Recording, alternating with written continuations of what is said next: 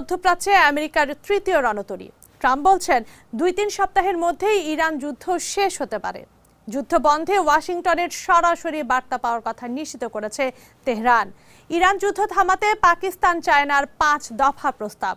ইরানে America Israeli হামলায় ১ প্রকৌশলী ও ১০ নার্স নিহত। স্থল অভিযান মোকাবিলায় সর্বশক্তি নিয়ে প্রস্তুত ইরান। বাগদাদে আমেরিকার সাংবাদিক অপহরণ। মধ্যপ্রাচ্য সংকটের সবশেষ খবর জানাতে আপনাদের সাথে আছি আমি তানজিনা অন্ত।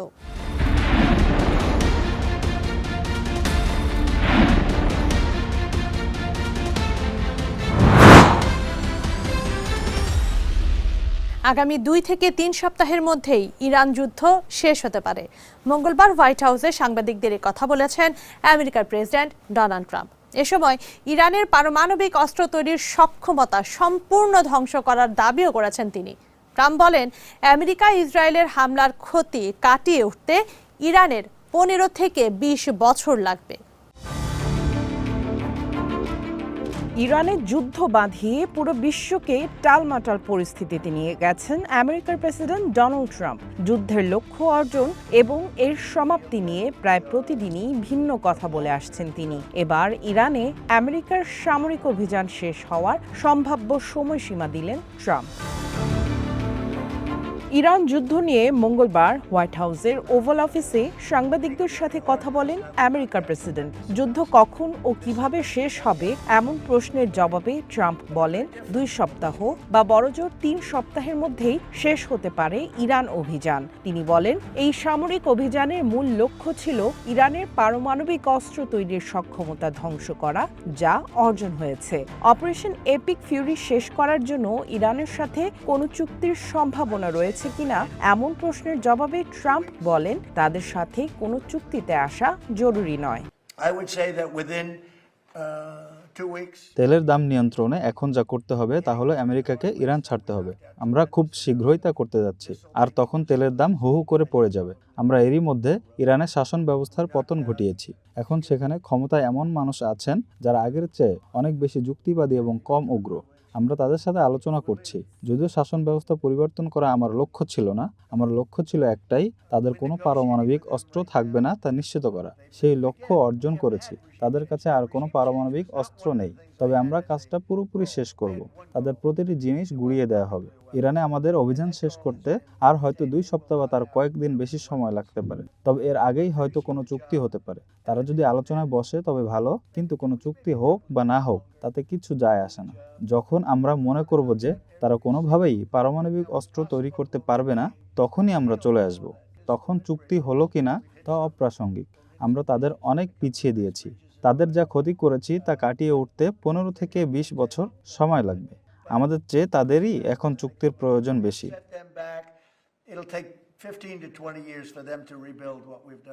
ইরান পরিস্থিতি নিয়ে গুরুত্বপূর্ণ তথ্য জানাতে ট্রাম্প স্থানীয় সময় বুধবার রাতে জাতির উদ্দেশ্যে ভাষণ দেবেন বলে জানিয়েছে হোয়াইট হাউস।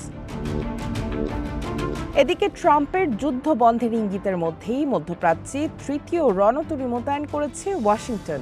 আমেরিকান কর্মকর্তাদের বরাতে এ তথ্য জানিয়েছে Wall Street Journal. USS George H W. Bush নামে বিমানবাহী রণতরীটি এরই মধ্যে ভার্জিনিয়ার নরফোক থেকে মধ্যপ্রাচ্যের দিকে যাত্রা শুরু করেছে বলে জানিয়েছে গণমাধ্যমটি।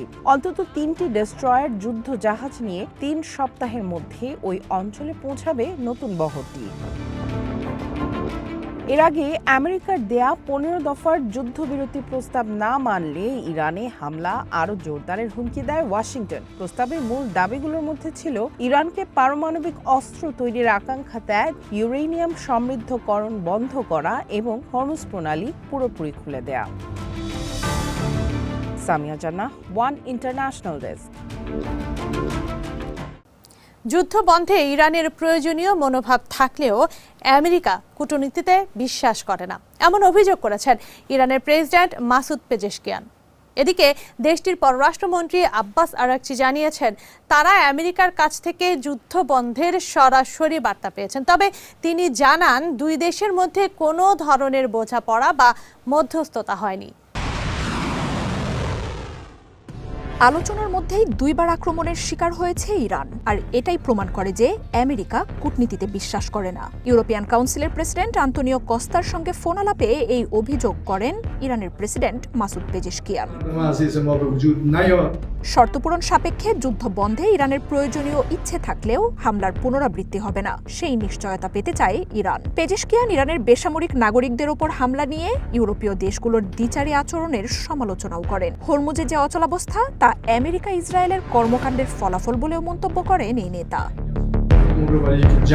এদিকে যুদ্ধ বন্ধে আমেরিকার সরাসরি যোগাযোগের কথা নিশ্চিত করেছেন ইরানের পররাষ্ট্রমন্ত্রী আব্বাস আরাকচি।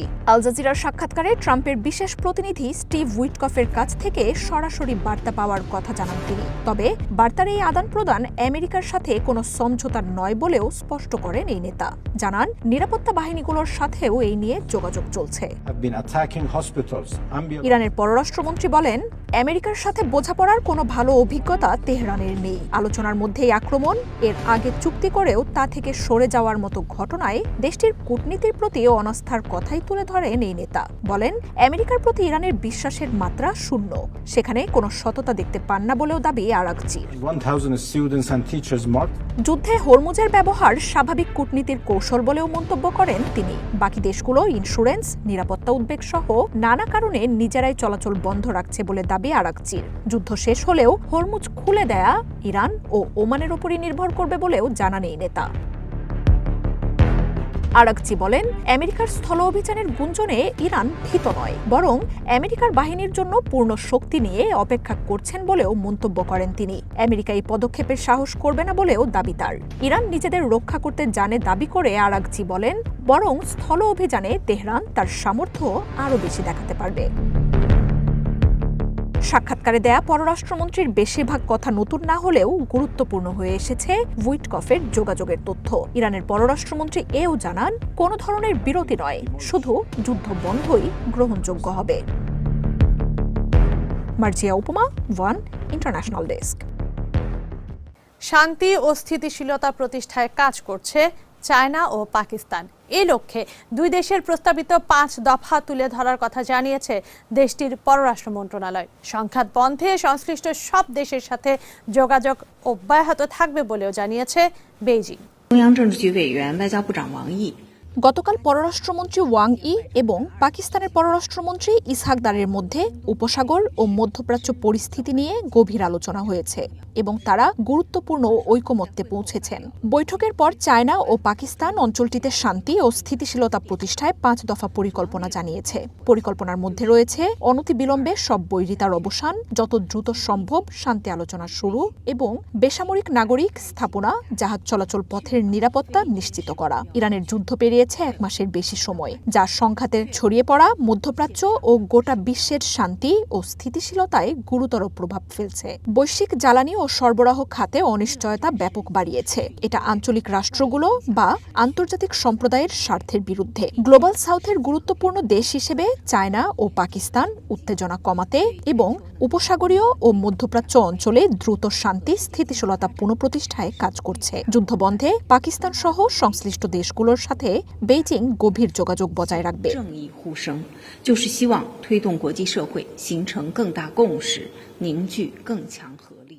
ইরানে হামলার তীব্রতা বাড়িয়েছে আমেরিকা ইসরায়েল জোট। তেহরান থেকে বন্দর আব্বাস পুরো অঞ্চলে একের পর এক বিমান হামলা হয়েছে। একদিকে ইরানের অর্থনৈতিক মেরুদণ্ড ইস্পাত কারখানাগুলোতে ধ্বংসযজ্ঞ, অন্যদিকে আইআরজিসির প্রভাবশালী প্রকৌশলীকে হত্যা। জেটি থেকে আবহাওয়া কেন্দ্র, হামলা থেকে বাদ যায়নি কিছুই। এমনকি কর্তব্যরত অবস্থায় নিহত হয়েছেন 10 জন নার্স।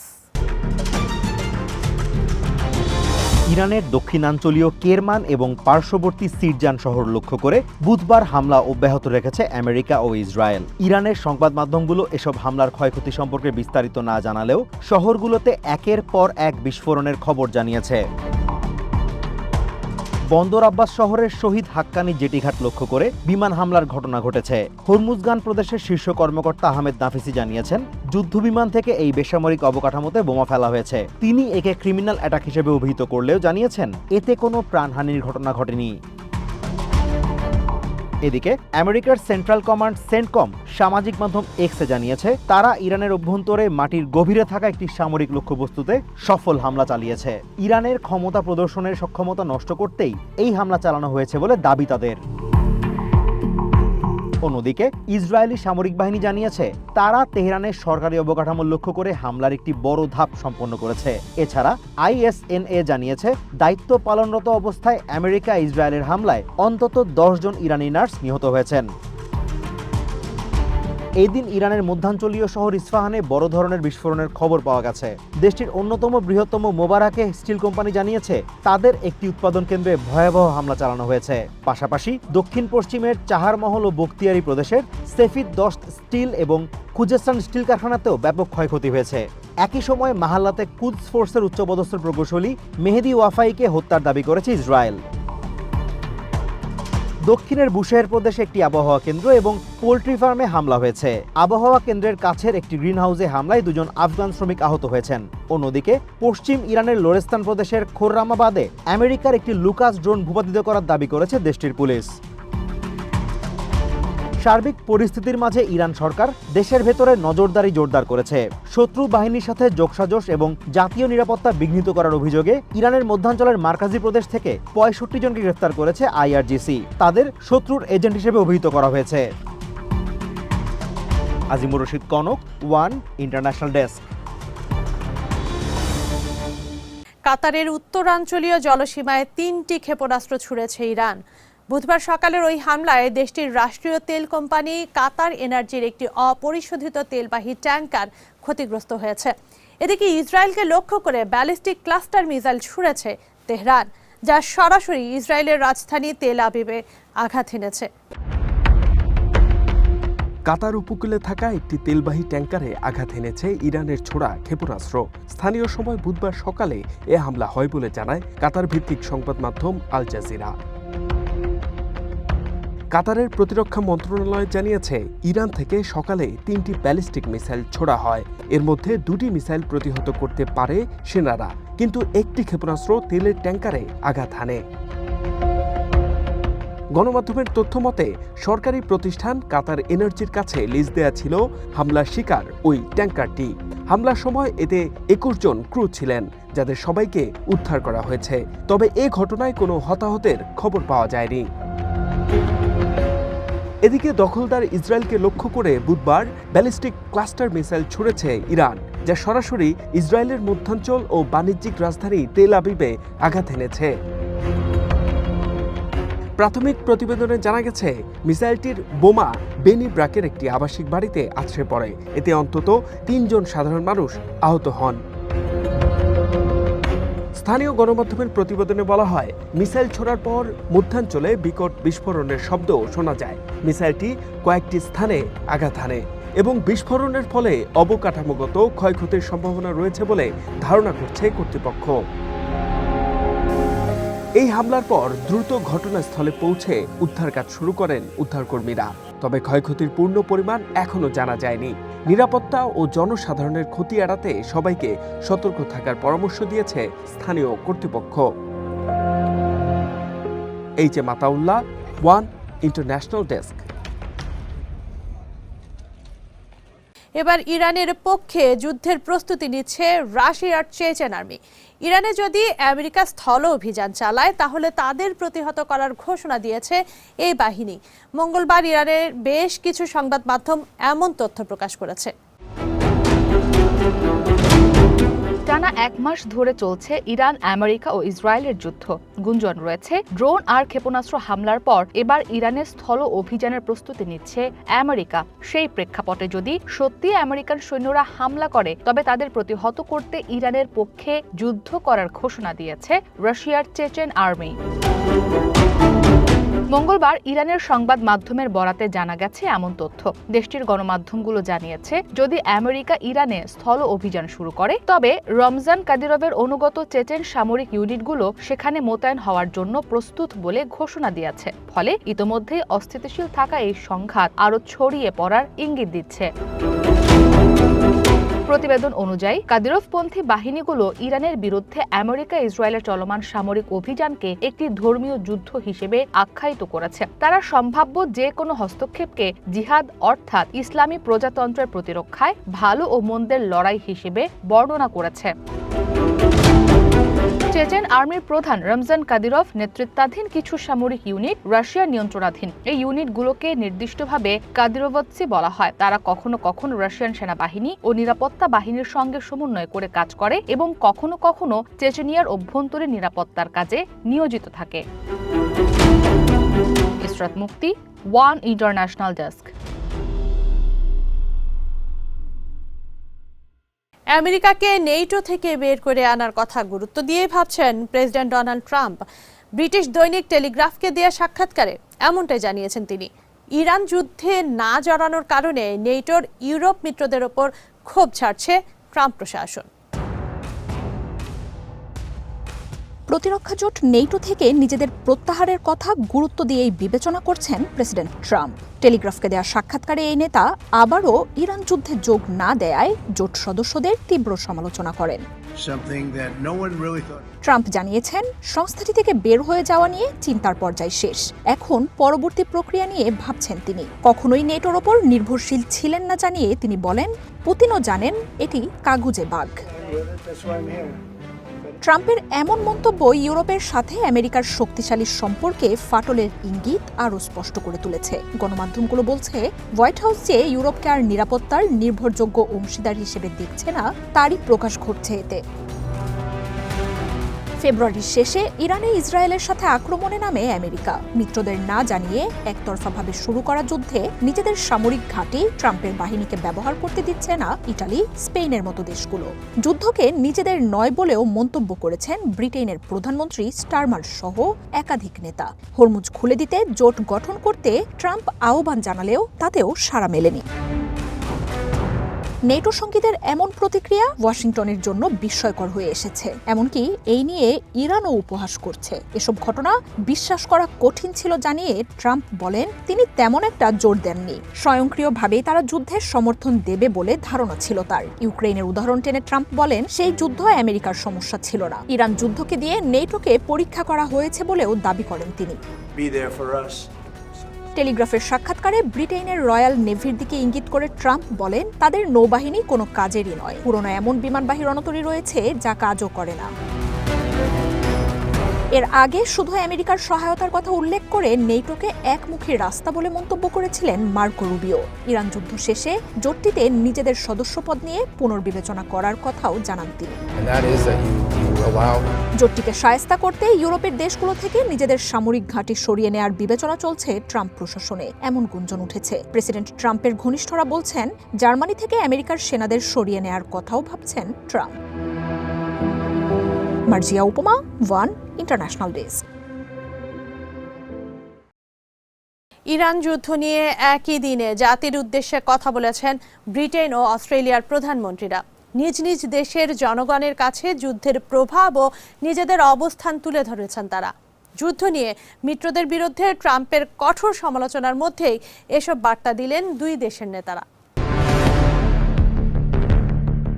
যুদ্ধের কারণে নিরাপত্তা ও অর্থনৈতিক বিষয়ে ইউরোপের মিত্রদের আরও নিবিড়ভাবে কাজ করা প্রয়োজন বলে জানিয়েছেন ব্রিটেনের প্রধানমন্ত্রী কিয়ার স্টারমার। দেশটিতে জ্বালানির খরচ বেড়ে যাওয়া, নাগরিকদের উদ্বেগ, জীবনযাত্রায় প্রভাবের মতো বিষয় নিয়ে সংবাদ সম্মেলন করেন স্টারমার। ব্রিটিশ প্রধানমন্ত্রী বলেন, চলমান এই যুদ্ধের প্রভাব কয়েক প্রজন্ম ধরে চলতে পারে। নেটো ত্যাগ নিয়ে ট্রাম্পের হুঁশিয়ারির জবাবে স্টারমার আবারও বলেন, এটি নিজেদের যুদ্ধ নয়। বিশ্বে একক সামরিক জোট হিসেবে নেটো সবচেয়ে বেশি কার্যকর। এটি বহু দশক ধরে আমাদের নিরাপত্তা দিয়ে আসছে এবং আমরা জোটটির প্রতি প্রতিশ্রুতিবদ্ধ। আমি বা আমাদের উপর যে চাপই আসুক না কেন, ব্রিটেনের নাগরিকদের স্বার্থ বিবেচনায় নিয়েই সব সিদ্ধান্ত নেওয়া হবে। আর সেজন্যই আমি স্পষ্ট জানিয়ে দিয়েছি, এটা আমাদের যুদ্ধ নয়, এটি আমাদের জাতীয় স্বার্থ নয় এবং কোনোভাবেই এতে আমরা জড়াবো না। আমেরিকার সাথে সম্পর্কে জোর দিলেও এই নেতা জানান, প্রতিরক্ষা, জ্বালানি, অর্থনীতির মতো ইস্যুতে ইউরোপের সাথে ব্রিটেনের আরও জোরালো সম্পর্ক প্রয়োজন। হরমুজ নিয়ে নিজ সরকার ও মিত্রদের সাথে প্রয়োজনীয় আলোচনা চলছে বলেও জানান স্টারমার। এদিকে ইরান যুদ্ধের প্রভাবে জ্বালানির বেড়ে চলা খরচে নাগরিকদের দৈনন্দিন জীবনে ক্ষয়ক্ষতির প্রভাব নিয়ে কথা বলেছেন অস্ট্রেলিয়ার প্রধানমন্ত্রীও, যাদের উদ্দেশ্যে দেয়া তার ভাষণকে বিরল বলেই আখ্যায়িত করছে রয়টার্স।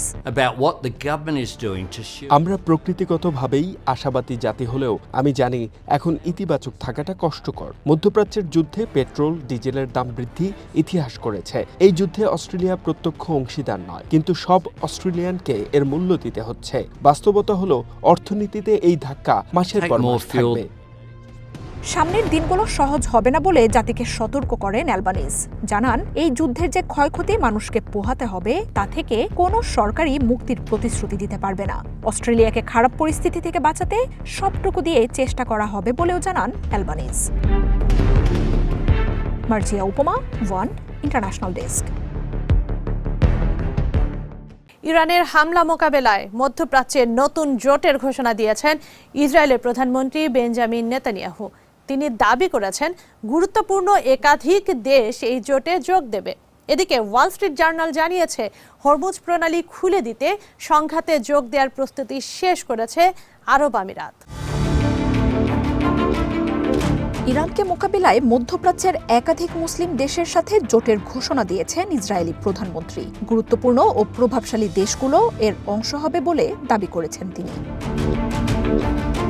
সামনের দিনগুলোতে এই নিয়ে ইসরায়েলবাসীকে আরও বিস্তারিত তথ্য জানানোর কথাও বলেন নেতানিয়াহু। আমরা শুধু আমেরিকার সাথেই আমাদের জোট শক্তিশালী করিনি, বরং সাধারণ শত্রু ইরানের হুমকির বিরুদ্ধে এই অঞ্চলের গুরুত্বপূর্ণ দেশগুলোর সাথেও আমাদের মিত্রতা গড়ে তুলেছি এবং আশা করি খুব শিগগিরই এই গুরুত্বপূর্ণ জোট সম্পর্কে আপনাদের আরও বিস্তারিত জানাতে পারব। নেতানিয়াহু দাবি করেন, ইরানে কঠোরভাবে আঘাত করছে আমেরিকা ও ইসরায়েল। তেহরানের মিসাইল ও পরমাণু হুমকি কমানো হয়েছে বলেও দাবি তার। এদিকে ইরান যুদ্ধে এবার আরব আমিরাতের যোগ দেওয়ার সম্ভাবনা আরও জোরালো হয়েছে। ওয়াল স্ট্রিট জার্নাল জানিয়েছে হরমুজ প্রণালীর অবরোধ তুলে নিতে সামরিক অভিযানের জন্য চাপ দিচ্ছে আমিরাত। সামরিক এই অভিযানে নিজেরাও যোগ দেওয়ার প্রস্তুতি নিচ্ছে বলে জানিয়েছে গণমাধ্যমটি। হরমুজ খুলতে ইউরোপ এবং এশিয়ার দেশগুলোকে নিয়ে জোট গঠন করতে চাইছে আবুধাবি। এরই মধ্যে সেই প্রস্তাব দেশগুলোর কাছে পাঠানো হয়েছে বলেও দাবি উঠেছে। আমিরাত যদি সত্যি ইরানের বিরুদ্ধে অস্ত্র ধরে, তাহলে আরব দুনিয়ার প্রথম দেশ হিসেবে চলমান সংঘাতে অংশ নেবে তারা। মার্জিয়া উপমা, ওয়ান ইন্টারন্যাশনাল ডেস্ক। ইরাকের রাজধানী বাগদাদে আমেরিকার এক সাংবাদিককে অপহরণ করা হয়েছে।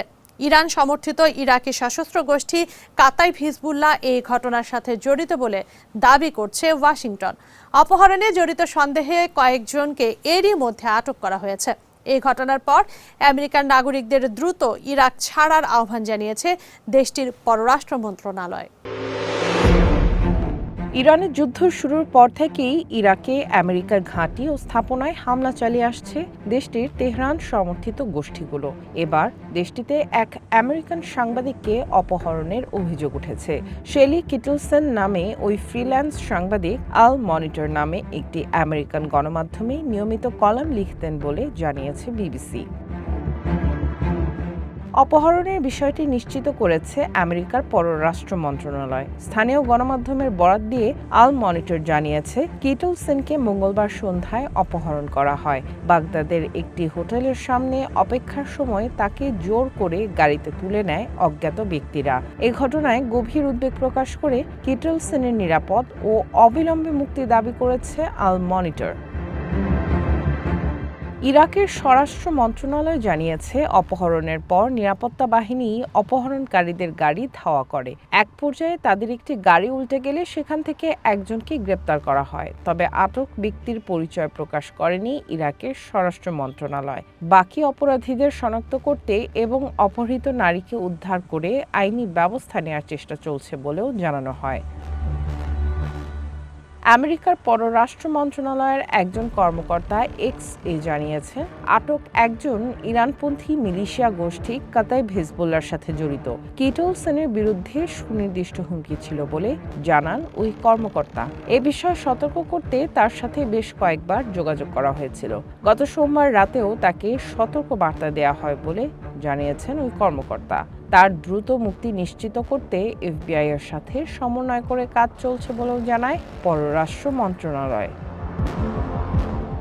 শেলি কিটলসন দীর্ঘদিন ধরে আফগানিস্তান, ইরাক এবং সিরিয়ার যুদ্ধ নিয়ে কাজ করছেন।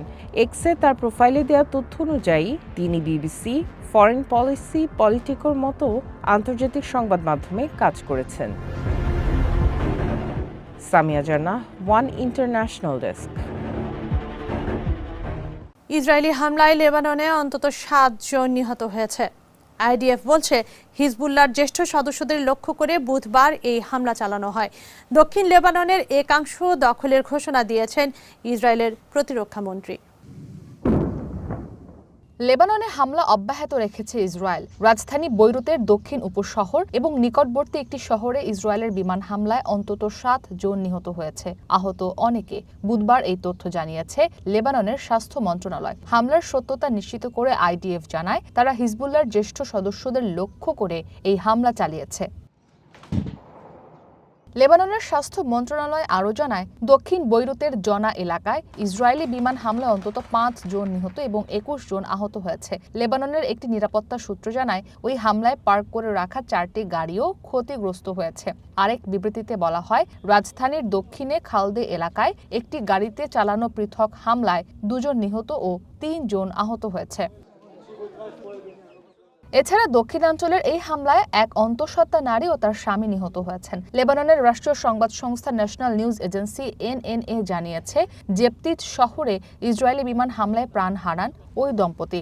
এছাড়া নাবাতিয়ের পাশেই কাফরা শহরে পৃথক এক বিমান হামলায় আরও 2 জন নিহত হয়েছেন।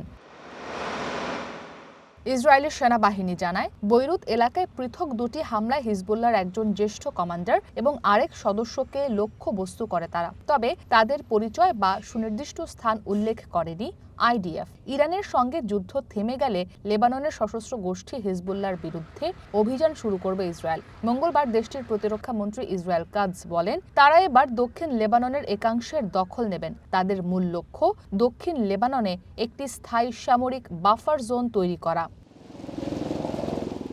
অন্যদিকে সীমান্ত জুড়ে ও লেবাননের ভেতরে ইসরায়েলি বাহিনীর বিরুদ্ধে ব্যাপক হামলা চালিয়েছে বলে দাবি করেছে হিজবুল্লাহ। ইরান যুদ্ধ শুরুর পর থেকে দক্ষিণ ইসরায়েলে আইডিএফ এর ঘাঁটি ও অস্ত্রের ডিপো লক্ষ্য করে টানা হামলা চালাচ্ছে সশস্ত্র গোষ্ঠীটি। স্থানীয় সময় বুধবার সকালেও ইসরায়েলের গ্যালিলি অঞ্চলে একের পর এক রকেট ছুড়েছে তারা। মঙ্গলবার দিনভর আইডিএফ এর বিরুদ্ধে 30টির বেশি সামরিক অভিযান চালানোর দাবি করেছে হিজবুল্লাহ। ইসরাত মুক্তি, ওয়ান ইন্টারন্যাশনাল ডেস্ক। আজ এ পর্যন্তই। আগামীকাল একই সময়ে আবারও হাজির হব মধ্যপ্রাচ্য সংকটের সবশেষ খবর নিয়ে। আন্তর্জাতিক অঙ্গনের হালনাগাদ খবর জানতে সাবস্ক্রাইব করুন চ্যানেল 1 এর ইউটিউব চ্যানেল, ফলো করুন আমাদের ফেসবুক পেজ।